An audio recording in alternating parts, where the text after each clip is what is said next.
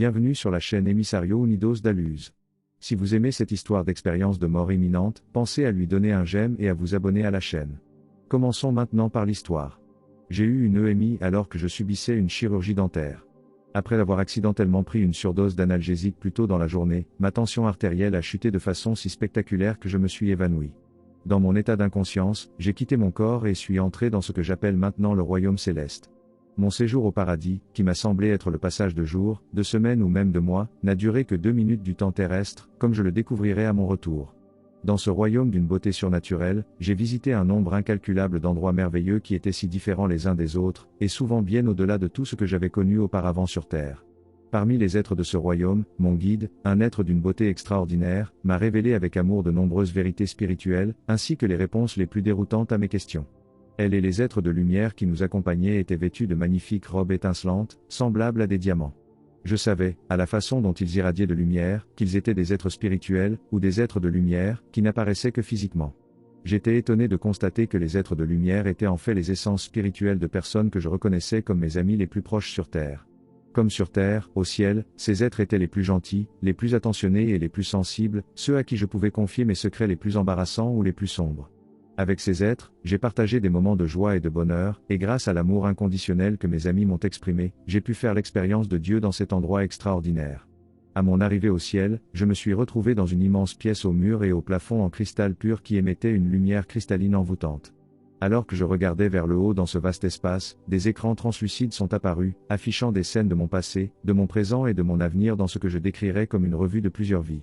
Au cours de cette revue, des souvenirs de mon incarnation actuelle, ainsi que de vies passées et même futures, m'ont été présentés. Dans des extraits de mon histoire voilée, j'ai passé en revue mon existence depuis le moment de ma création en tant qu'être spirituel jusqu'à l'incarnation actuelle.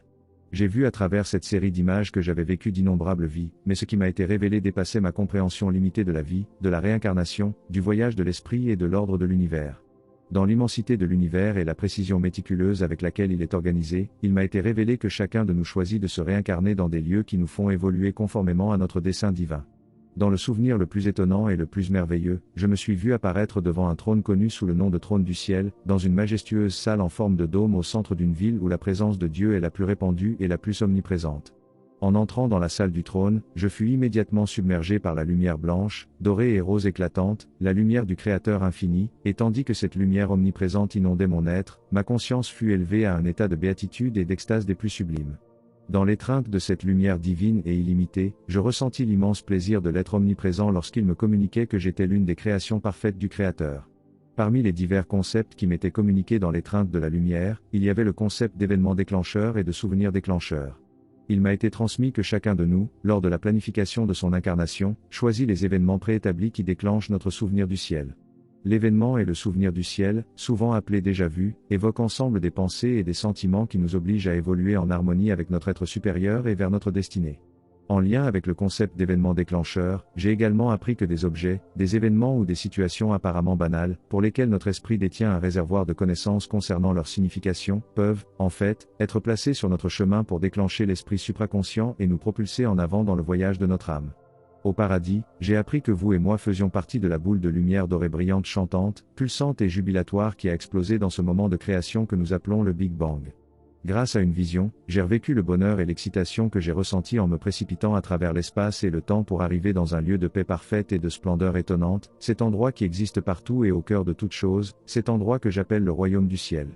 Dans ce lieu d'amour et de grâce divin, nous sommes aidés par de nombreux êtres pour évoluer dans l'expression de notre essence divine afin que nous puissions nous élever vers les plus hauts niveaux du ciel.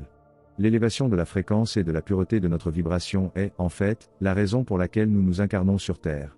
L'expérience de la Terre est la manière dont nous développons notre relation avec la lumière du Créateur tandis que nous recherchons la lumière de Dieu les uns chez les autres. En faisant de l'amour le fondement de chaque décision dans nos interactions avec les autres, nous devenons les conduits d'une vibration toujours ascendante tandis que nous apprenons à aimer de manière de plus en plus expansive. Il ne faut jamais oublier que la Terre, en tant que foyer du corps physique humain, n'est qu'une expérience temporaire. Le ciel, en revanche, pourrait certainement être considéré comme notre véritable foyer, mais à mesure que nous mûrissons spirituellement, nous nous élevons à des niveaux encore plus élevés jusqu'à fusionner à nouveau avec le Créateur, notre véritable foyer. Le ciel, cependant, n'est pas le destin de chacun lorsque sa vie dans le corps physique prend fin. Le ciel est un lieu d'amour divin et devient notre destin lorsque nous avons appris à faire de cet amour le centre de notre existence.